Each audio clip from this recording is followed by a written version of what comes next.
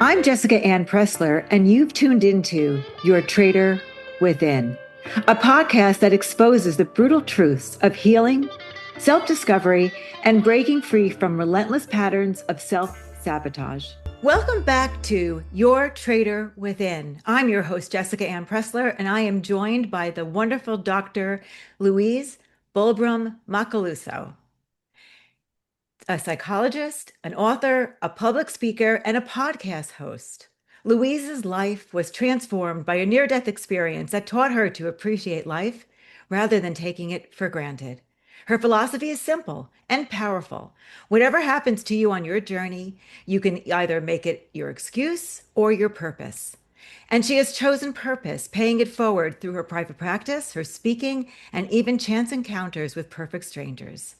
Louise, I want to thank you for sharing your expertise and for your courage and vulnerability as you share your journey, your expertise, and your Traitor Within story. Welcome. Thank you so much for having me.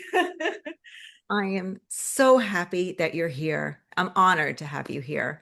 Oh, well, thank you. And I want to learn about your journey and what brought you to do the work that you do.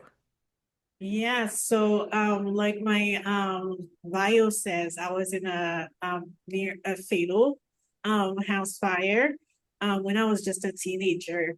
And so you can imagine how difficult that had to be, right? Because not only I was severely injured, but my family lost five family members in Oh, the course of the accident. And so to navigate all of that, the physical recovery, the mental, psychological recovery, it took a lot. And mm-hmm. so in my journey there, because I lost a lot, not just, the physical aspect, which was major for a teenager, right? Because we live in a society where, physical appearance plays such a huge role, right? Everyone is after that, like perfect, quote unquote, perfect um, presentation of themselves. And so for a teenager to lose that, being severely burned, I sustained third degree burns on over 70% of my body with some limb amputations. So Mm-hmm. the recovery was long and painful. And so it was a lot to handle, to say the least. Right? Mm-hmm. So I'm not gonna make it sound like it was like the most easiest, but the thing is about it, Jessica, I had, my faith to lean on, and Mm-hmm. that helped me through the process. And Mm-hmm. so I kind of shifted my career because when it happened, I just started college. And Mm-hmm. so as I was recovering, I shifted from, pediatrics to psychology.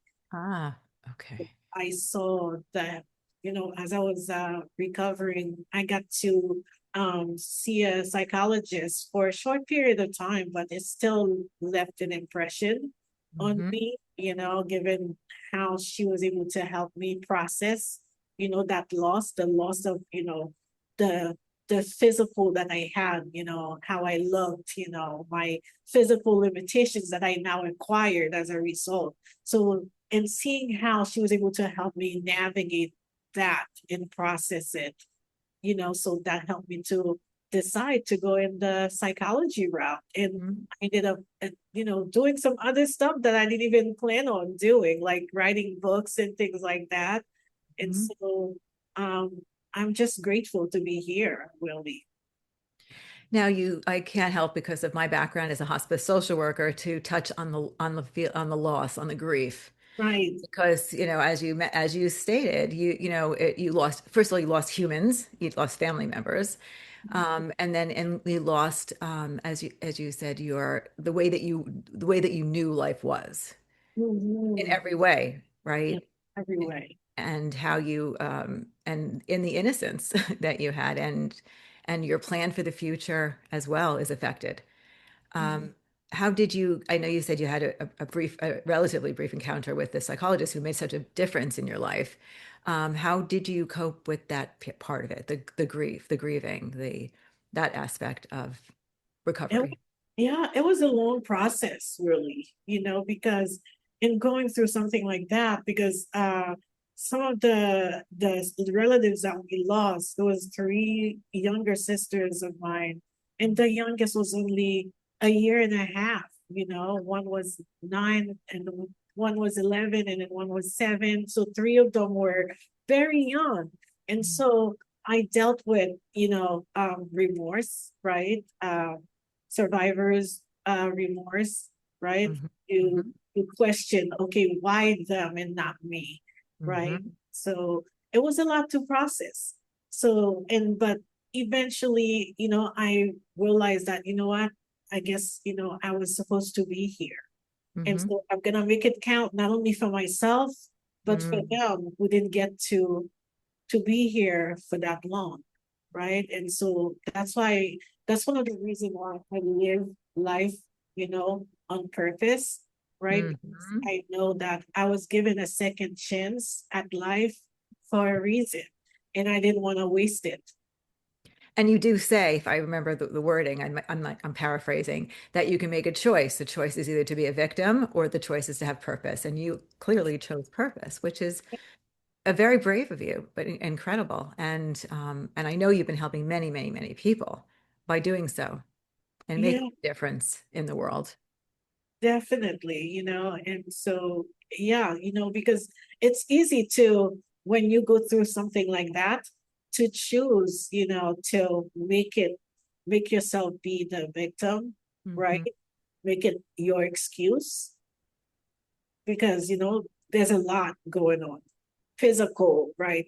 Because the recovery process, it was so painful. I had so many surgeries, I lost count.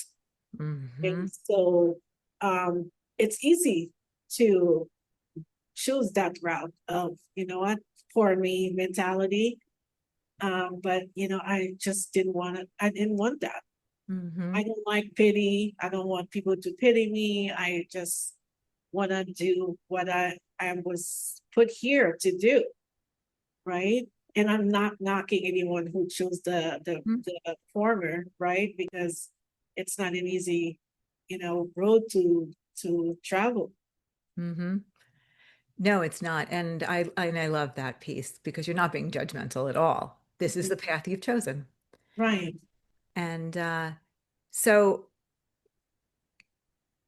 how quickly did you start the process of, I guess, the education of becoming a psychologist, Yes. doctor in psychology? So a psychologist. How you went back to school? Did you do it from home? How did the process?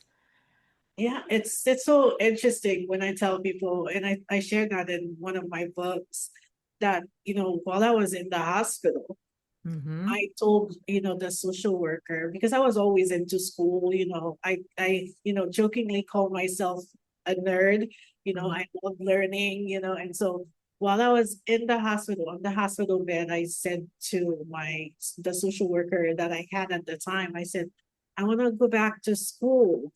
And then so she's like, you want to go to vocational school? I'm like, no, to college. Mm-hmm. So I saw the look on her face, right? So she's like, is she for, she's, and later on I said, she probably thought it was the medications talking, right? Because I was like, on medications because the pain was severe. And so the look on her face, but like that didn't deter me because like once I make my mind about something, I go for it. And Well, I don't love that look on her face. So I speak for social workers, other social workers. She should not have done that. right, no, I think I don't think she was being, the phrase like vocational. I guess maybe that was a little bit, not so kind, or maybe it was the shock that made her not think before she spoke, right? Hmm. So, but I mean, thankfully, that didn't affect me. No, you're a strong soul, I can tell. You're determined. And so did you start when you were in the hospital? Did you start? So no, when I was in the hospital, I couldn't start because I was like I had like wounds everywhere on my body. They did amputations. limbs, and so I couldn't do that because I was in the hospital for almost a year, Okay. two hospitals. So Mm-hmm. once I finally went back home, I started geting antsy, and but they were like, you have to take it easy. You're not fully recovered yet. You have to still continue healing. And so I started taking some correspondence courses online. Mm-hmm. And, it wasn't satisfying to me because like I was like, passing those courses way too easy, And so I was like, yeah, no, that's not doing it for me. And so I think 2 years later, I registered to Mm-hmm. back to school. And I decided to actually live on campus. How dare me? How dare I do that, Yeah. But, I wanted to have the full experience. I didn't Mm-hmm. want my physical limitations to stop me from, experiencing the college experience of Mm-hmm. on campus, Mm-hmm. learning to be on my own. And Mm-hmm. so I did that. How was the experience for you? Well, going in, the first day, as I was, pulling in, with a friend who was taking me to campus, to move in. As Mm-hmm. I was pulling in and I started seeing like the other students, I started freaking out, of course, right? Because when I first got out of the hospital, the thing that struck me was how people, the staring, right? I Mm-hmm. did not, or I wasn't prepared. I guess Mm-hmm. they couldn't prepare me for that. And so I wasn't prepared to what was waiting and going into public, like, public places, right? Mm-hmm. And so I would be getting stares a lot, some kids who were innocent, of course, they would be like, ew, and so that was very tense for me every time I went out. So when I was pulling into on campus, I'm like, wow, what am I doing? So I started feeling a little nervous, right? But I did it afraid. Incredible on your part Mm, because it's got to be scary to go to college for anybody. Let's start right, there. I mean, anybody, you're young, you don't know anybody, right. you're vulnerable. Kids are cruel. Kids are Mm, all trying to find themselves. yeah, And I think anyone going to college, starts off nervous, scared. Most people. I shouldn't speak for everybody. I was. right. I know I was. And Yeah. yeah, so then you lived on campus, and eventually, I assume you started, getting meeting new friends, and Yes, I made some long-lasting friends to this day. I have like, one of my best friends, two of my best friends, from college, and we are still in each other's lives. And so I made it work. I hmm didn't have like I wasn't popular by any means at all, but I made it work. I stayed focused. and was your focus always psychology? So you majored in psychology in undergrad? Yeah. Is So hmm as I went back, I knew that I was going there for psychology and I was gonna go on to get my PhD. And so, and even when I got there, my the oh my gosh, I'm having like a senior moment and I'm not even there yet. My academic advisor, when she saw me, she was like, "Are you sure you want to do this?" And I was like, yes. And I said, and I do want to, finish at this amount of time. I want to graduate in 4 years. I don't want to do 5 years because, I started meeting a couple of people and then they said they've been there, for 5 years. And I'm like, nope, I have like a plan, because I have like that thing where I have everything has to be mapped out and like scheduled and stuff like that. And so when I said, yeah, I want to finish in 4 years because I want to continue on. And so, yeah, And you did it. I did it. Thank God. hmm And did you start practicing right after? Were you doing more studies? Like, what did you do with your degree right Y- away? So, because, when you're getting a PhD, Mm-hmm. and so I had to do a master's, get my master's. So it was a long process. And then and started the PhD program. And so it took a while, to get it, done. But Mm-hmm. I finished it, and then right after I finished it, I started writing my first book, or it should be my second, because the dissertation is a book in itself. Yes. Mm-hmm. Yeah, and so right after that, I started my second book, in which I talk about my experience in the fire and post fire. Mm-hmm. Yeah, and then I started working. And was the work as a psychotherapist, or what was the work that Yeah, you so were? at first I started working as a therapist. Mm-hmm. Yeah, and then now I have my practice, Mm-hmm. doing what I aim to do. And what is that? What did you come to do?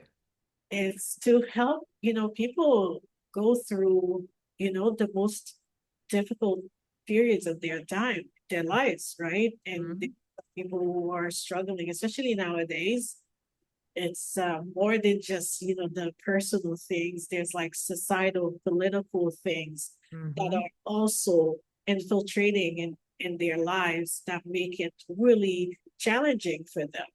And Mm-hmm. so, and my goal was to be able to make a difference in others' lives, right?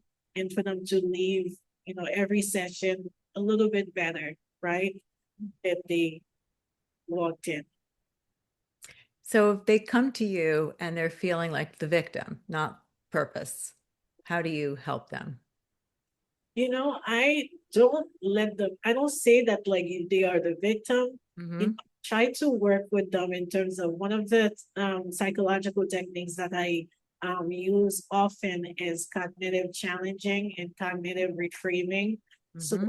help them to reframe their way of thinking about things, because a lot of them too, it's they've gone through trauma, and that because you are in the field as well, that Mm-hmm. when you have experienced trauma, your brain gets rewired to think Mm-hmm. differently and perceive things, perceive yourself and like the world around you differently. So, Mm-hmm. my aim in terms of that, when they are dealing with when they've dealt with trauma, is to help them, to reframe their way of thinking. Mm-hmm. They have a better outlook on their lives.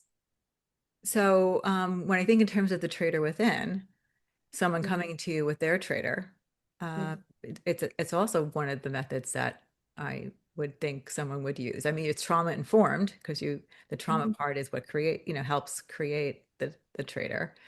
But once it's recognized, once they have this part that actually self-sabotages them, your technique does help.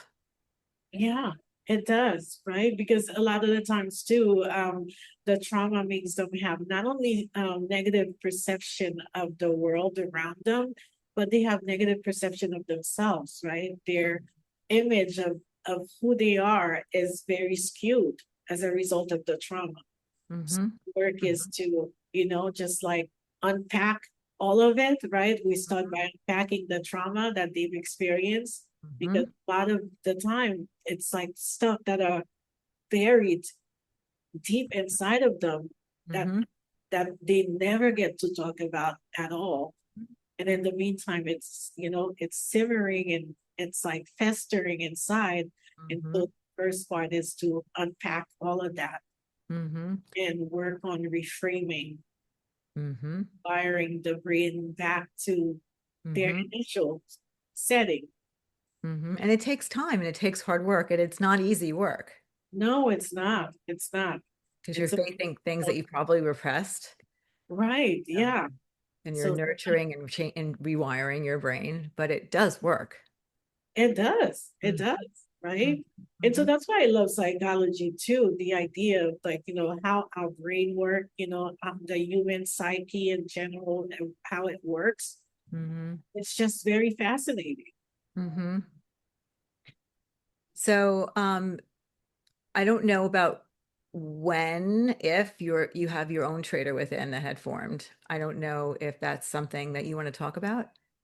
Sure. I mean, there's different ways that the traitor within manifest. Mm-hmm. So, and one thing is, I used to be, and maybe I am still recovering, I used to be a people pleaser, Mm-hmm. right?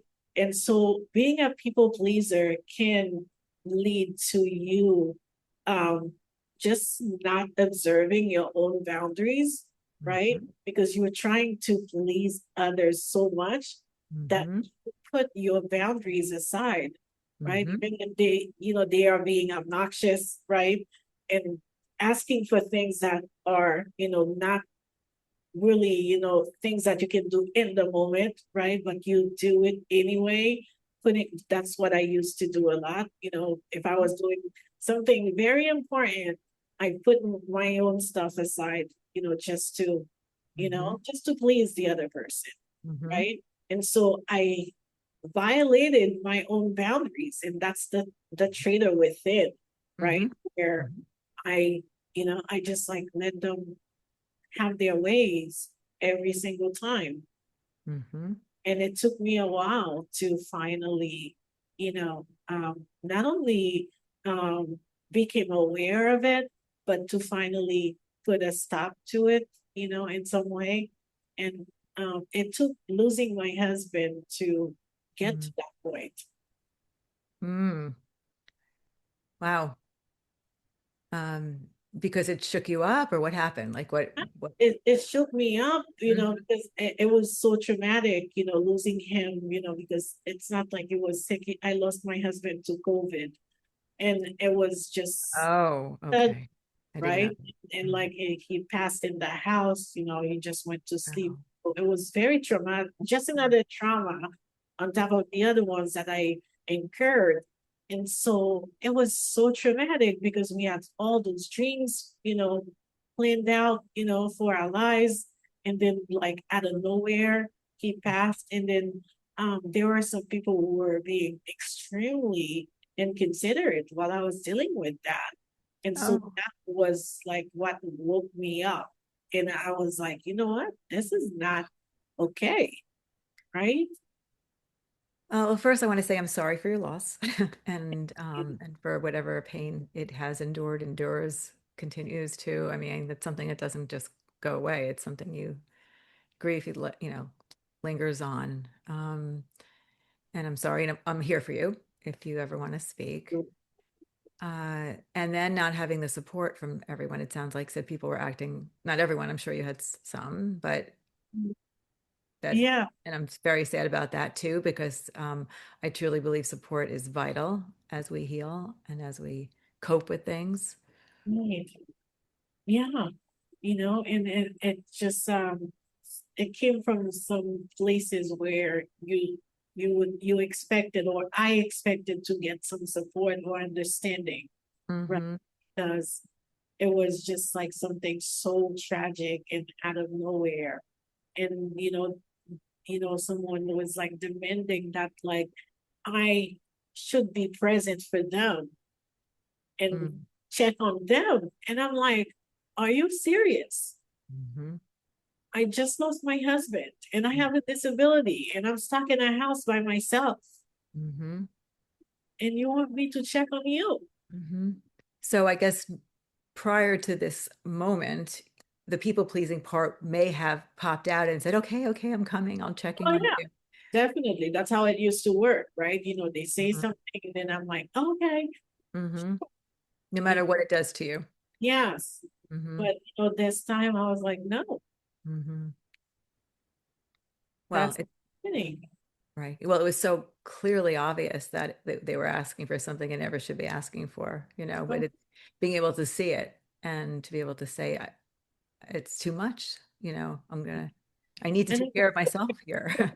yeah, Hmm. that was disappointing. Also, And so that aha moment started a period where you started to change, where you oh started yeah. to say no So, more. yeah, and I started setting boundaries, Hmm. right? That Hmm. I don't. If I can't do something right now, I'm gonna say no. Hmm. Try, another day. right? But I Mhm. love to say yes every time. And Mhm. I started, thinking, you know what? No is a full sentence. Mhm. Yes, it is. So that was important. And, another aspect of that is, the traitor within, has manifested for me in terms of how sometimes we give people too many chances with, giving them the benefit of the doubt, right? Mhm. Because like Maya Angelou said, when someone shows you who they are, believe them. That's right. I love that So, statement. yeah, Mhm. right. And so I was at fault for that, and am still, working on that because sometimes it tries to creep back in, Mhm. right? Where you keep like, for the sake of peace, you keep giving someone uh, Mhm. benefit of the doubt over and over, even after they have shown you Mhm. that, the internal clock, right? That internal alarm in you is just like telling you, okay, there's something that's not adding up here with this individual. Mhm. But Mhm. because you want to, conserve the friendship or the relationship, what have you, right? You keep giving them the benefit of the doubt, Mhm. and that's how that traitor within Mhm. manifests, Mhm. So my trader, not to talk about my trader, but see the way that this is that my right? logo is it's she's covering her, so it's giving the benefit. One of the things would be giving the benefit of the doubt, forgetting what you know of the person, or just being blind, to. That's something. So we have that in common, right? Mhm. Oh yes. Yeah. Mhm. And so, what about you? How did you realize that? My trader within popped up in romantic relationships.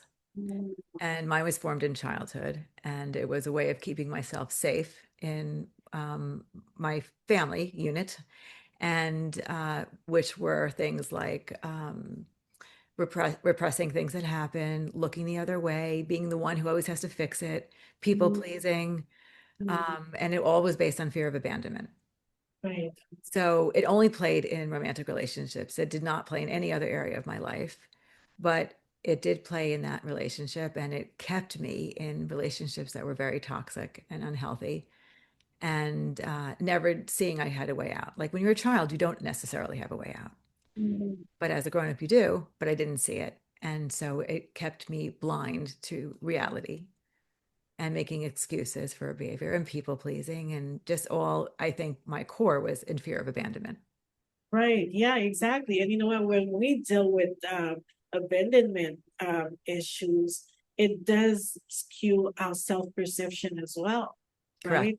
Yes. Because we start feeling or thinking that we are not enough on our own, so we need Mhm. someone, we have to make it work Mhm. because we might not find someone else who wants us, Mhm. right? Mhm. So Mhm. that is also in the self-perception can Mhm. be a huge traitor within. Mhm. Without a question. Absolutely. Yeah. So I don't ever think, for most of us, the trader within goes away completely. I kind of feel like it's in our pocket, it's in the Right. closet, and which is where, knowing what it is, to be able to recognize it when it pops up is Yeah. important, and then figure out what's triggering it, and then figure out what are we going to do about it. And Mm. part of you would say reframe, your thoughts, right? You change, more cognitive therapy, right? Um, Yeah. and do you work also with the body, also with like somatic healing?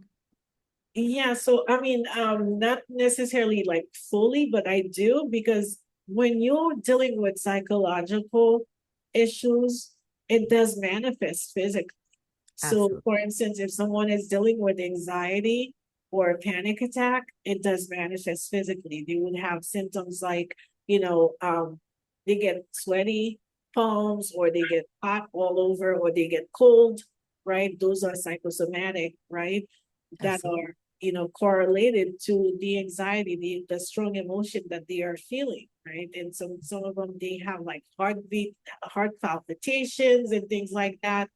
And so in terms of that, I do help my clients with, identifying those symptoms, those physical symptoms, as a way for them to connect the dots, right? Where when they are feeling that, to pause, practicing mindfulness, right? To there's a technique, I'm sure it, the five senses skill that I, talk to my clients about often, in terms of like for them to be able to practice mindfulness, to be fully present, so they can have a check-in with themselves, in terms of everything, body, mind, spirit, to see how they are feeling, for them to be grounded enough to get in touch with what's going on with their body, with their hearts, their soul, everything. And I do agree, mind, body, and soul, all connected. Yeah, Absolutely. yeah. So you said you have more than one book. The first book is about your experience. What are the Mhm. other, what are the So other? the other two I haven't published yet, and it's so funny because the third one I wrote before my husband even passed, and it's the other one. It's the third one. It's called The Road Towards Emotional Healing. And so I talk about emotional healing, how, the process of that occurred to me, right? And how, the readers can implement them or apply it to their lives. And so, and then the fourth one is about losing my husband, it's about grief. So hopefully, soon I will release those two. They will help many people Yes, when that's you're the goal. ready. Yeah. So most of your days are as a therapist? Yes, it's intense. I work long hours, but it's good. It's physically taxing, but I do enjoy what I do. Mm-hmm. Mm-hmm. And And so are you also doing speaking arrangements I still? yes, I do speaking, here and there. I'm trying to, start doing that more now. And so I have to get an assistant to manage all of that, because Yeah, it's a lot. right, yeah. Mm. So, juggling other, because I'm still doing surgeries too here and Oh, there. are you? Oh, I Yeah. didn't know that. Mhm. So it's a And lot. I'm juggling a lot at once. you're not kidding. And how is your support system? It's good. I don't have like, physical support system a lot, but I do have a good, strong support system, and I'm grateful Mm-hmm. for that. Mm-hmm. Is there anything you want to share before we end? Well, if anyone who's listening or watching us is going through any type of difficult, or hardships, Mm-hmm. just know that you can overcome it. My life is an example of that, and so many others. The fact that I was able to overcome so many things, and I'm still overcoming, and I'm still standing. Even I sometimes am like, wait, what? Why am I? What? I went through this, and I'm still here. And Mm-hmm. so it's just to tell you that you can overcome anything that life throws at you. It might seem insurmountable in the moment, but Mm-hmm. just keep pushing forward. You Mm-hmm. have, like, a power within you that you probably don't even realize. And I had to experience that myself to know it, because um prior to the fire, I didn't think that if someone told me that I would have survived what I survived, I would laugh at them, because I didn't think that I had that in me. Mm-hmm. And so we all have that power within us, Mm-hmm. that strength within us that's untapped. Mm-hmm. And so just tap into it. What great advice. What great insight.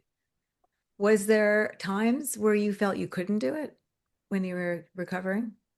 Oh, there was times I was just like crying, sobbing, and but of course, because I'm human, Right. Yeah. right? Because like especially at at a young age, at 19, to wake up and slowly finding these things out, it was hard.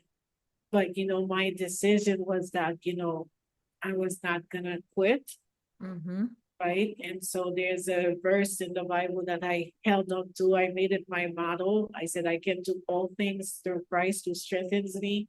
And I kept hold of that, right?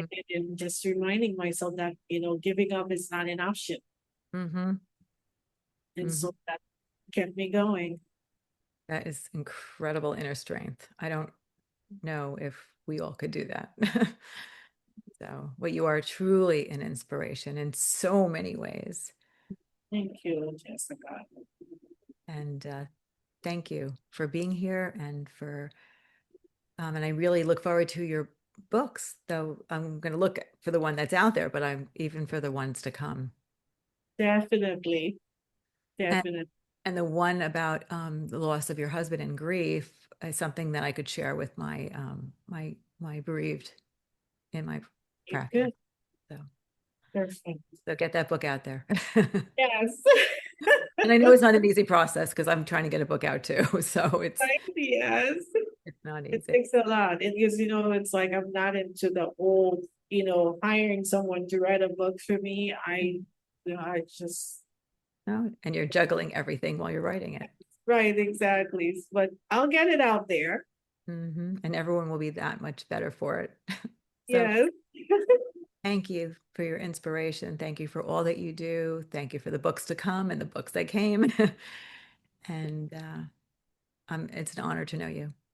Oh, thank you so much for having me. That was just wonderful. Hold on one sec.